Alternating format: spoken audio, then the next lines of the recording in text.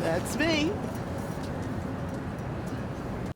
Meryl Meisler, now 70 years old, moved to New York City from the Bronx in the 1970s and began photography at a time when disco was all the rage and Studio 54 was a haven for celebrities, dancers, and even photographers.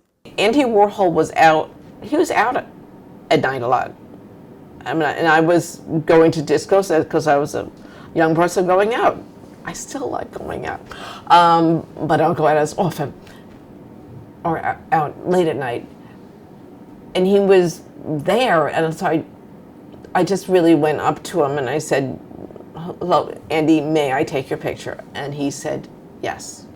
At the same time, Meisler was also working as an arts teacher in Brooklyn's Bushwick neighborhood at IS 291 from 1981 to 1995, taking photographs of daily life in the struggling neighborhood.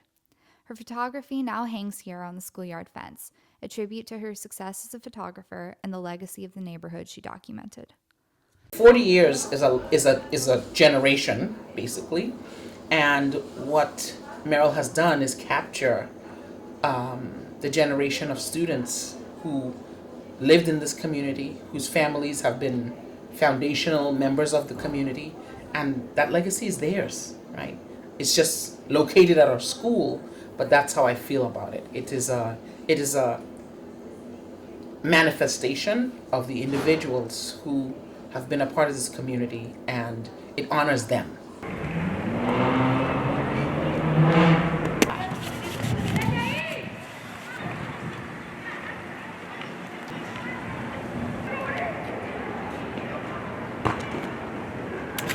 I noticed in editing the work, looking through it, that like I never photographed the crack vials on the ground. I didn't photograph needles. I didn't photograph strung out people.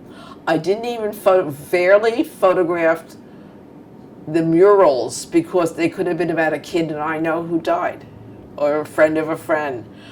I was unconsciously photographing things that made me want to get up the next day and come back to work. For me, one of the greatest thrills is when people contact me, they find themselves in their pictures. And I hear from them and they're like, they're middle-aged, they're alive, their parents, their grandparents. One guy opened a barbershop near here, he's carrying my book. I love it. Some people have fallen through the cracks, or one of the graduates, I understand, he was in a car accident and died, but so-and-so's doing well. They're going forth. It's very touching when people contact me.